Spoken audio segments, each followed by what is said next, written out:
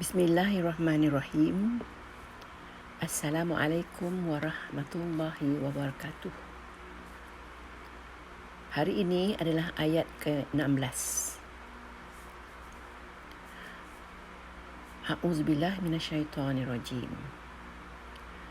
Alam ya'ni lillazina amanu an tahsha'a qulubuhum li zikrillah wa ma nazala minal haqq wa la yakunu kallazina utul kitab min qablu fatala alaihimul amad fakasat qulubuhum wa katsirum minhum fasiqun.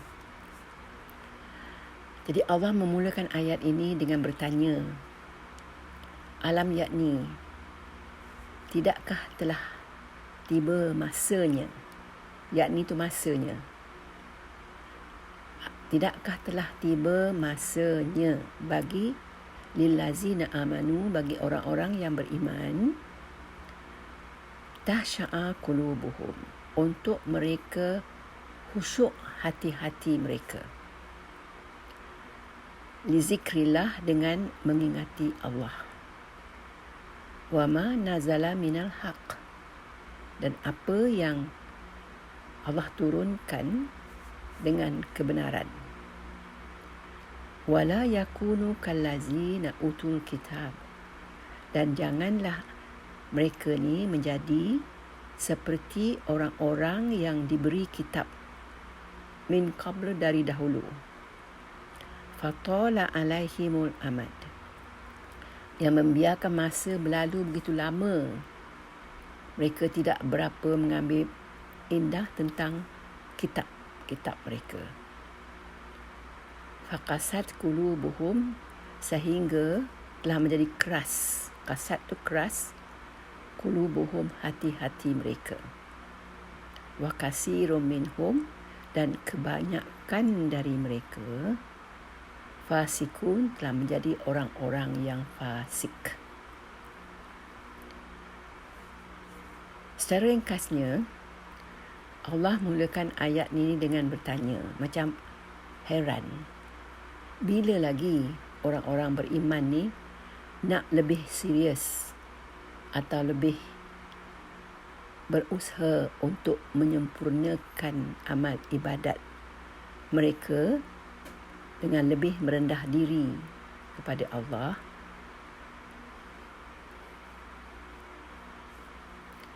Kerana nampaknya mereka ni tak begitu mengambil berat.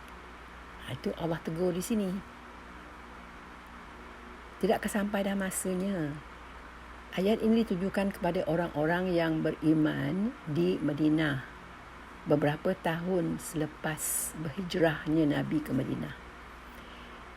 Ini mengikut Ibnu Abbas yang mengatakan bahawa setelah habis peperangan dan mereka hidup dengan sejahtera dan selesa, mereka mulalah tidak mengambil berat tentang amal ibadah mereka.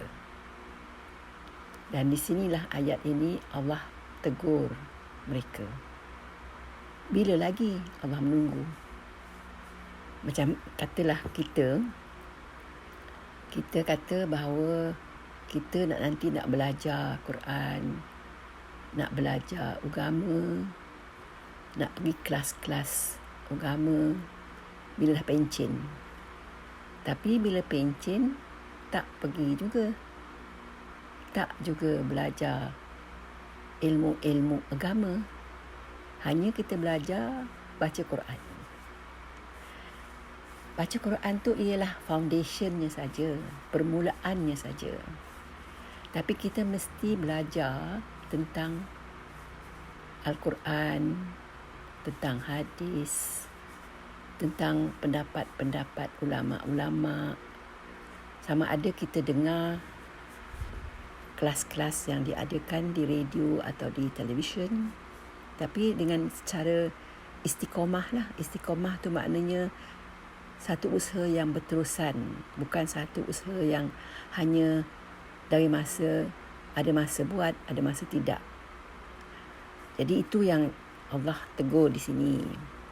Jadi maknanya menangguh-nangguhkan keperluan untuk menyempurnakan amal ibadat bagi orang-orang yang telah beriman. Jadi di sini dikata sini khusyuk ni adalah untuk mengingati Allah. Jadi misalnya bila kita solat, kita lebih faham akan erti apa yang kita bacakan. Kita boleh faham kenapa diadakan rukun-rukun rokok, rukun-rukun sujud dan sebagainya. Dan dengan itu, kita lebih mengaitkan amal ibadat kita itu dengan apa yang Allah perintahkan. Dan kita lebih lagi menghargai perintah yang Allah berikan kepada kita tu. Dan kita dengan itu kita lebih lagi mendekatkan hati kita dengan Allah. Itu sebagai satu contohlah solat saja. Sebab itulah kalau majlis ilmu, kalau kita belajar majlis ilmu, hadis mengatakan bahawa malaikat akan memelihara kita sepanjang masa kita berada di majlis ilmu itu. Kerana nak memberi protection kepada kita supaya kita betul-betul mendapat manfaat daripada majlis ilmu itu. Jadi di sini Allah ni dikata dua sebab. Satu, khusyuk tu kerana nak mengingat Allah. Kedua, apa yang Allah turunkan dengan kebenaran. Hak di sini maksudnya ialah Quran. Apa yang diturunkan dalam Quran tu. Jadi maknanya Allah minta kita benar-benarlah tahu akan maksud dia menurunkan wahyu dalam Quran tu. Dan kita, sini dikata hak di sini ialah satu benda yang betul-betul dari sudut dari aspek yang benar, iaitu kebenaran di sini ialah Quran ni adalah benar. Kebenarannya ialah ianya adalah dari Allah. Setiap kalimat, setiap huruf yang ada dalam Quran itu adalah wahyu Allah. Dan Nabi adalah menyampaikan saja wahyu Allah itu. Dan yang menurunkan ialah malaikat. Itu kebenarannya. Bukanlah sebagaimana yang dituduh oleh orang-orang kafir di Mekah bahawa Quran itu adalah rekaan Nabi saja. Dan dianggapnya sebagai Nabi itu sebagai orang gila sebabnya sentiasa menyebut ayat-ayat Quran tu dengan tiba-tiba. Jadi mereka tak percaya bahawa itu adalah sebenarnya dari Allah. Jadi kebenaran sini berkaitan dengan sebenar-benarnya Quran itu adalah wahyu dari Allah. Sumbernya adalah Allah. Jadi dia kata sini kita hendaklah khusyuk mengingati Allah dan juga mengetahui dan mengakui nanti bila kita dah faham, mengakui dan kita menerima hakikatnya bahawa Quran itu adalah sebenar-benarnya dari Allah. Bukan diada-adakan oleh sesiapa. Dan maknanya sebab itulah kalau setiap satu benda yang kita tidak percaya, apa yang dinyatakan dalam Quran itu hukumnya dosa. Seterusnya ialah Allah sini bimbang kita jadi macam orang-orang Yahudi dengan orang-orang Nasrani yang mereka ni ada kitab tapi tak berapa rapat dengan kitab dia. Diletakkan kitab dia dalam surah-surah lain, Allah kata di belakang dia, bukannya di depan dia. Maknanya dia tak ambil kisah langsung tentang Quran tu. Dan banyak perubahan-perubahan yang telah mereka lakukan sesuai dengan kehendak-kehendak semasa mereka.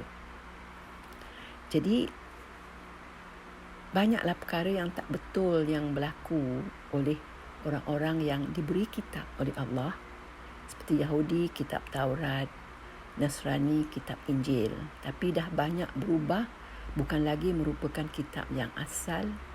Dan orang-orang yang menjadi orang Nasrani dan orang Yahudi ni tidak berapa mengambil berat tentang kitab-kitab itu. Jadi hinggalah akhirnya hati mereka menjadi keras. Keras untuk menerima apa saja yang mereka tak suka. Mereka hanyalah menurut kehendak hati mereka saja.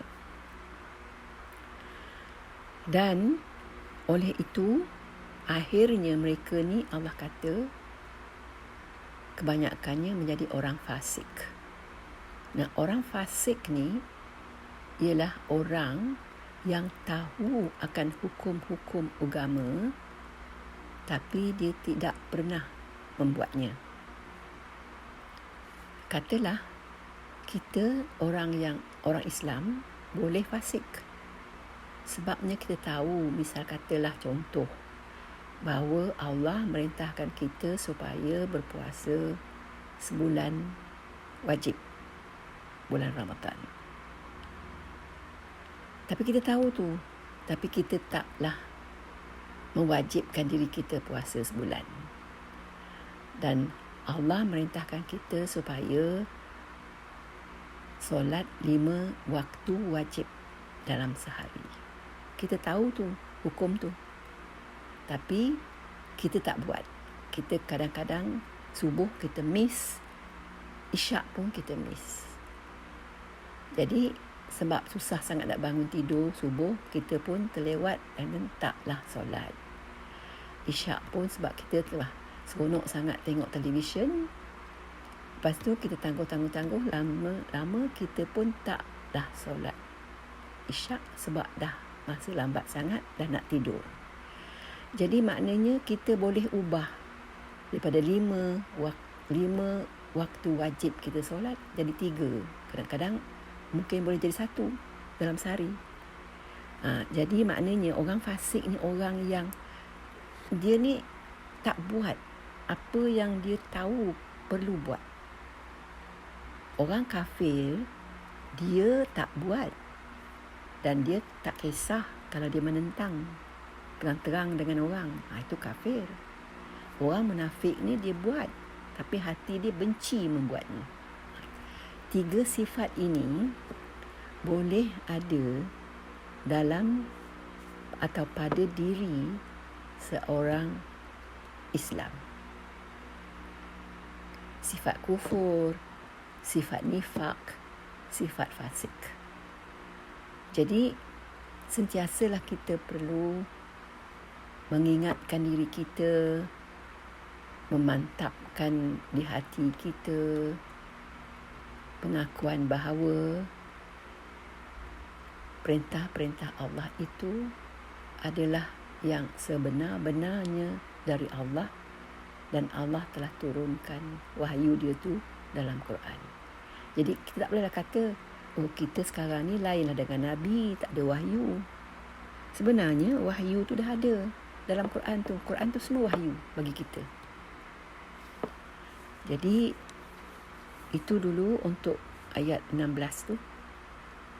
Jadi insya-Allah kita jumpa lagi besok hari untuk ayat berikutnya.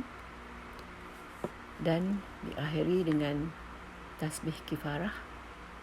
Subhanakallahumma wa bihamdika asyhadu an la ilaha illa anta astaghfiruka wa atubu ilaik.